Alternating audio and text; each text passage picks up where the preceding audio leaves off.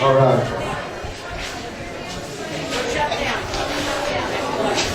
Well, don't you, Pete? If I could have everybody's attention for just a minute. Come on in close, and I want to speak for just a little bit, and if I could sure have your attention, I would certainly appreciate it. You know, it is such an honor and a privilege to be able to be the principal chief of the Cherokee Nation. It has truly been a blessing in my life. And there's nothing I enjoy any more than traveling around, visiting with family. And that's what we are, folks. We're all cousins. If you're Cherokee, you come from one fire. And we don't have to go back very far before we're real close cousins. And so these family picnics are just exactly that. And I'm here to report to you today that the Cherokee Nation is strong. But more importantly, it is getting stronger every single day. We're building homes for the first time in a decade. We're putting young families in housing that they didn't believe they could ever own a home. The first Americans have been the last Americans to enjoy the American dream. We have young families right now that are getting in new homes, 3-bedroom, brick homes, no particle board, 30-year roofs, garages, and their entire payment is $350 a month, including taxes and insurance.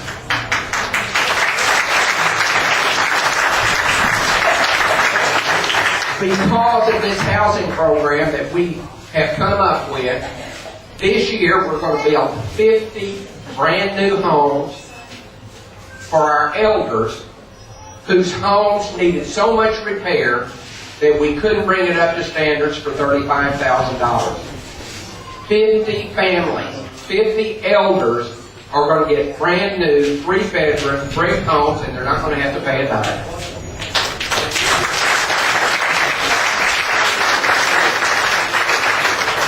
Because we are family. And what do families do? Really, what do you do for your family? You take care of your elders. We're taking care of our elders. Families take care of their kids. They want them to get an education. They want them to do better than they've ever done. And I'm here to tell you that every single child inside of the 14 counties that applied for a scholarship, got one last year, $2,000 a semester, and will stay with them all 4 years.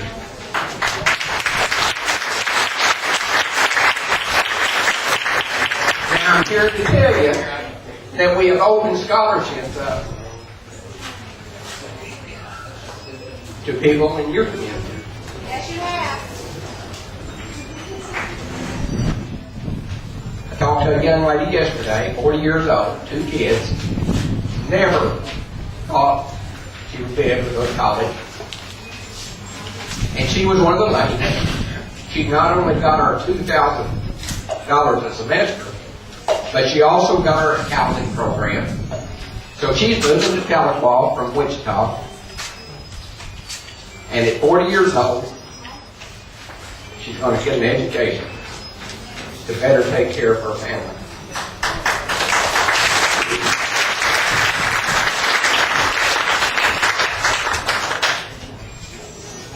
Our businesses and our casinos are doing better than they've ever done.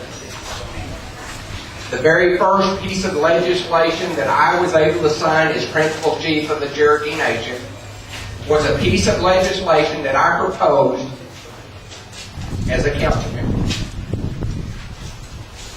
And it said that we're going to take 5% of all the profits of our businesses, our casinos, and we're going to put it into contract health so that we can help those people that were falling through the cracks, that for one reason or another, they weren't getting the medical care that they needed. God blessed us. We took 5%. He gave us a 12% increase last year. So we still had more money, even after taking the 5%. We had more money to help our people with than we'd ever had. Folks, we intend to have a world-class healthcare system in Cherokee Nation. We've asked Cherokees all across America what's the number one most important thing for them. And 80% said health care. If you don't have your health, you have nothing. I'll get to that. So we've taken a new board of directors at our businesses, and we've said health care is the number one most important thing. So the next $100 million of profit is going into health care, into infrastructure. We're building a new clinic just south of Bartlesville. We're building a new clinic in Jay, Oklahoma, because the old clinic is a 70-year-old hospital that we took over. We're adding on to the Man Killer Clinic in Stillwell because it's overgrown. And we're adding on to the clinic in Salisal because it needed more space. So we believe that we can shorten the lines, we can get people treated better and quicker, and we can improve that health care. We're going to build a brand new 100-bed hospital in Tahlequah. Now, we've got a 28-bed hospital in Tahlequah, and it's been a godsend, but it's way too small. It was designed for 40,000 patient visits a year, and we saw over 300,000 patients last year. So we're going to turn it into a clinic. We're going to build a new 100-bed hospital so that the 6 surgeons that we have on staff can do more surgeries.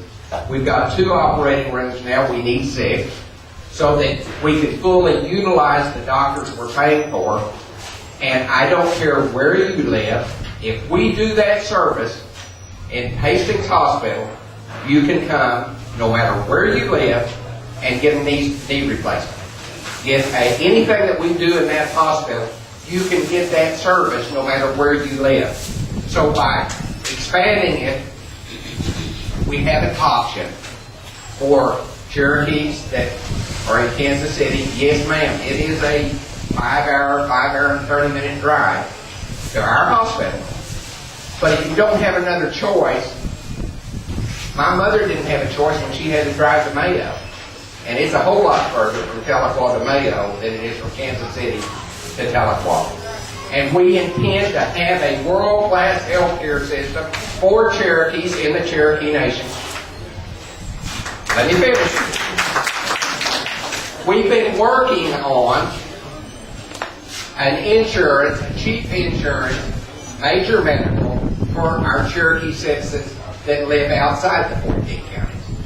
Unfortunately, with Obamacare, the rules are changing. So what the track we were going down is we're going to have to wait and see what Obamacare does before we see what the need is for our Cherokees outside, because we don't want to duplicate and spend our resources for something the federal government's going to do anyway. So we're working on it. But this is the system I inherited. Yes, ma'am, if you want to say something so bad, you just go right ahead.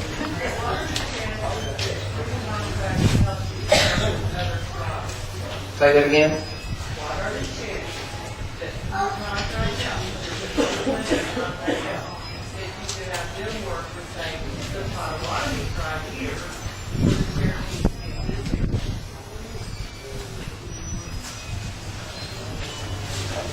Well, okay. Contract health They count you here. They count you here. We take care of the Potawatomis in Oklahoma. So we just get so much money, and our contract health dollars are, by federal law, have to stay in the 14 counties. It's not that we're just trying to be mean to people, but we take care of the Potawatomis. We take care of the Creeks. We take care of, now, the 5%, if the tribal council said, yes, we want to spread it all over the United States, we could do it. But here's the problem.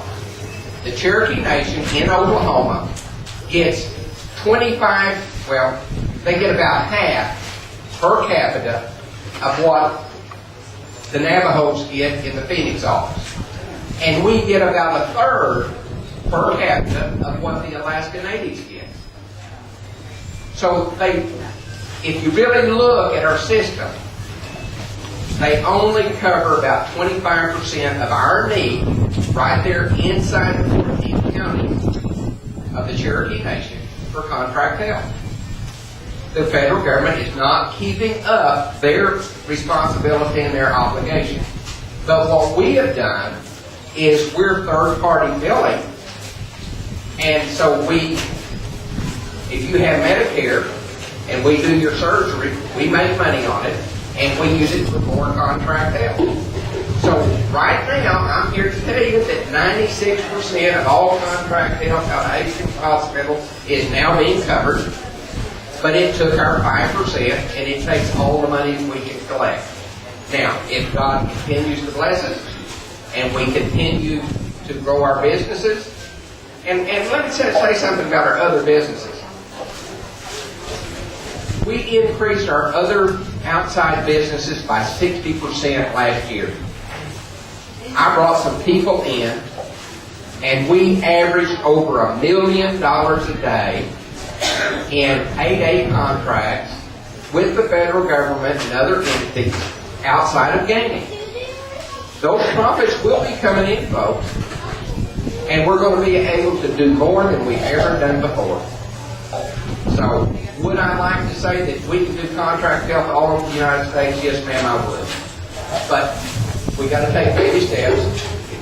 We're trying to improve it absolutely as fast as we possibly can. But we've seen miracles. Say again. It all goes into the business profit. It's part of the game. It's part of the game. It's part of the game.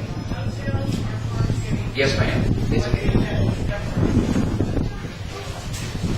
Well, in the true business sense, a lot of the hotel rooms are given away to high rollers so that they'll stay and spend more money. It's the truth of the matter.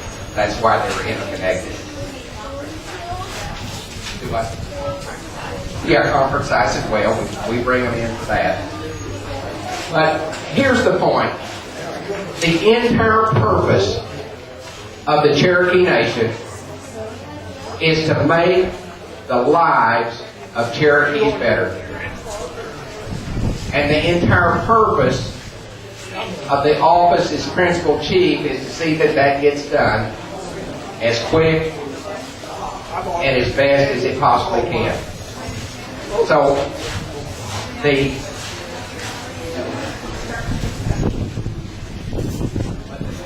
theme this year is homes, which we're building homes again.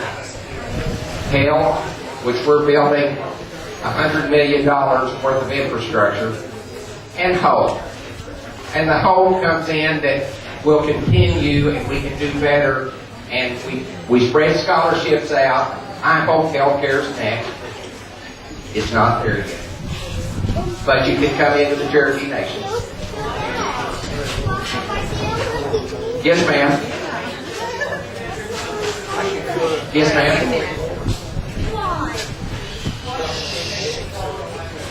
Disabled, handicapped, or elderly, and a home that you own that costs more than $35,000 to bring it up to HUD standards. It'll cost you $350 a month. I've never been asked that question, ma'am. I guess it cost you $70,000.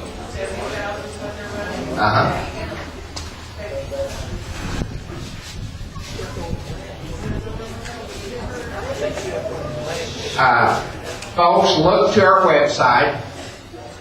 We're doing great things with it. It should be easier to manage, it's easier to operate, more transparency. We've got Catherine Foreman Gray is here. She's working extremely hard to get history online. We've got we're trying to make it so much easier and better. Somebody asked me about their Cherokee Phoenix, that they used to get it, now they're not getting it. I put in the budget this year a budget so that everybody that gets a photo ID that isn't already getting the Cherokee Phoenix, we're going to try to give you a free 1-year subscription so that it'll start coming to you. After that, it's $10 a year, less than $1 a month for you to stay in touch with the Cherokee Nation. So if the council doesn't take that out of my budget, and you get a photo ID, you ought to start getting the Cherokee Phoenix, because we want you informed.